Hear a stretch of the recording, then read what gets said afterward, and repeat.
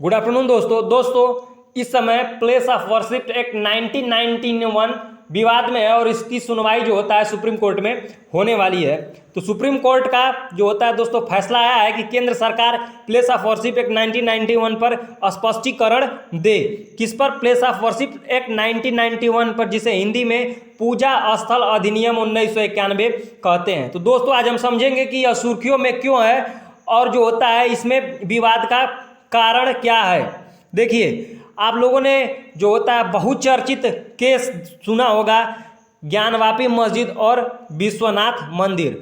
मतलब कि यहाँ पे ज्ञानवापी मस्जिद था या फिर विश्वनाथ मंदिर था। तो दोस्तों आइए हम इसकी थोड़ा सा हिस्ट्री को समझ लेते हैं कि आखिर जो प्लेस ऑफ वर्शिप एक्ट 1991 इस जो मस्जिद और मंदिर है वहाँ पर यह क्यों फेल मार जा रहा है। दोस्तों अगर काशी विश्वनाथ मंदिर की इतिहास के बारे में जानकारी अगर जाने की कहाँ मिलती है तो आदिकाल बोले तो हिंदू पुराणों में काशी में, ठीक है, विशालकाय मंदिर आदिलिंग के रूप में अविमुक्तेश्वर महादेव को स्थापित किया गया था, शिवलिंग के रूप में। प्राचीन काल में 11वीं ईसा पूर्व में राजा हरिश्चंद्र द्वारा विश्वनाथ मंदिर जो कि अविमुक्तेश्वर महादेव शिवलिंग वहाँ पे स्थापित है उनका जीर्णोद्धार कराया गया था, मतलब पुनर्निर्माण कराया गया था। यह उसके बाद यह कार्य किसने किया दूसरी बार? तो सम्राट विक्रमादित्य ने किया था। ठीक है, 1447 ईस्वी में मंदिर को स्थानीय लोगों ने मिलकर फिर से बनाया, परंतु जो जौनपुर का एक सरकी शासक था जिसका नाम महमूद शाह था, उसने इसे तोड़ दिया और फिर से मस्जिद का निर्माण करवाया। परंतु जो इस बात पर है, ज्ञानवापी मस्जिद और विश्वनाथ मंदिर के बीच में इतिहासकारों के बीच में मतभेद चलते आ रहे हैं। इसका कोई पुख्ता प्रमाण नहीं मिलता दिख रहा है। 1585 ईस्वी में राजा टोडरमल की सहायता से पंडित नारायण भट्ट द्वारा इस स्थान पर फिर से एक भव्य मंदिर का निर्माण कराया गया, मतलब विश्वनाथ मंदिर का पूर्ण जीर्णोद्धार कराया गया। परंतु 1632 ईस्वी में मंदिर को शाहजहां के आदेश पर तोड़ने के लिए सेना भेजी गई कि मंदिर को पूरा ध्वस्त कर दो और वहां पर मस्जिद का निर्माण कराए। परंतु काशी में जो रहते थे हिंदू लोग, उन्होंने पुरजोर विरोध किया और इतना भयंकर विरोध को देखकर शाहजहां ने अपनी सेना पीछे कर ली, परंतु उसने काशी में स्थित 63 से अधिक मंदिरों को तोड़ दिए। अब दोस्तों बात करते हैं औरंगजेब के समय की। 18 अप्रैल 1669 में औरंगजेब ने काशी मंदिर का ध्वस्त कराने के लिए आदेश दिया दोस्तों। और यह है, आपको याद रखना, यह सबसे पुख्ता प्रमाण है कि उसने आदेश दिया था, क्योंकि इसका जो मतलब जो लेख है, जो प्रमाण है, वह एशियाटिक लाइब्रेरी में सुरक्षित रखा गया है। और दोस्तों इसका वर्णन हमें एलपी शर्मा की बुक मध्यकालीन भारत में मिलती है कि यहाँ पर क्या था कि काशी विश्वनाथ मंदिर ही था। दोस्तों एक मुस्लिम लेखक थे साकी मुस्तईद खां, उन्होंने भी अपने बुक मस्जिद आलमगीरी में संकेत दिया है कि जो ज्ञानवापी मस्जिद से पहले यहाँ पर क्या था, काशी विश्वनाथ मंदिर था। ये मतलब अविमुक्तेश्वर महादेव शिवलिंग के रूप में यहाँ पर स्थापित थे। 1669 ईस्वी में औरंगजेब द्वारा दिए गए आदेश पर क्या होती है कि इस मंदिर को पूर्णतः तोड़ दिया जाता है और यहाँ पर मंदिर का निर्माण, मस्जिद का निर्माण करवा दिया जाता है। मंदिर को तोड़ते हैं और मस्जिद का निर्माण करवा देते हैं। उसके बाद दोस्तों लगभग 125 साल तक, कितने साल तक? 125 साल तक कोई भी विश्वनाथ मंदिर का नाम नहीं लेता है। ठीक है, परंतु 1735 ईस्वी में इंदौर की महारानी अहिल्याबाई ने ज्ञानवापी मस्जिद परिसर के पास विश्वनाथ मंदिर बनवाया। याद रखिएगा कि जब 1669 ईस्वी में औरंगजेब द्वारा काशी विश्वनाथ मंदिर को तुड़वा दिया जाता है तो उसके बाद 125 साल तक इसका कोई भी वर्णन नहीं मिलता है। परंतु 1735 ईस्वी में इंदौर की महारानी अहिल्याबाई ने ज्ञानवापी परिषद में विश्वनाथ मंदिर बनवाया था। अगर दोस्तों विवाद की बात करें तो सर्वप्रथम विवाद 1809 ईस्वी में होता है, जब हिंदू समुदाय के लोगों द्वारा ज्ञानवापी मस्जिद को हिंदुओं को सौंपने की बात करी गई।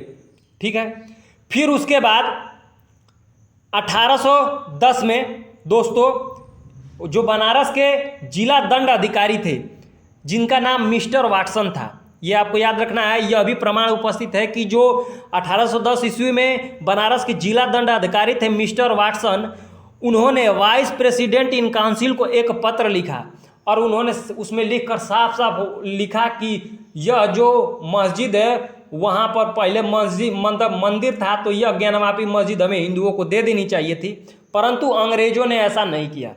उनका भी अपना कारण हो सकता है। ऐसा इसलिए हो सकता है क्योंकि अभी अंग्रेज भारत में आए थे और धीरे धीरे अपनी पकड़ मजबूत बना रहे थे और वह इस समय कोई भी सांप्रदायिक दंगे नहीं चाहते थे, क्योंकि ऐसे उनकी शक्ति या फिर कोई एक समुदाय उनके विरुद्ध हो जाता तो उन्हें भारत में रूल करने में क्या होती, नाकाफी होती। इसी के कारण उन्होंने ऐसा नहीं किया होगा। अब बात करते हैं दोस्तों 1829 से 30 की।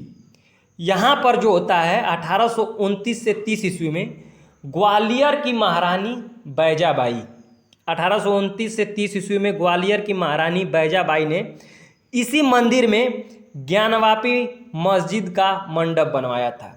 बैजाबाई जो थी ग्वालियर की महारानी, उन्होंने यहाँ पर ज्ञानवापी जो मंदिर है, मतलब जो विश्वनाथ मंदिर है, ज्ञानवापी का यहाँ पर मंडप बनवाया था।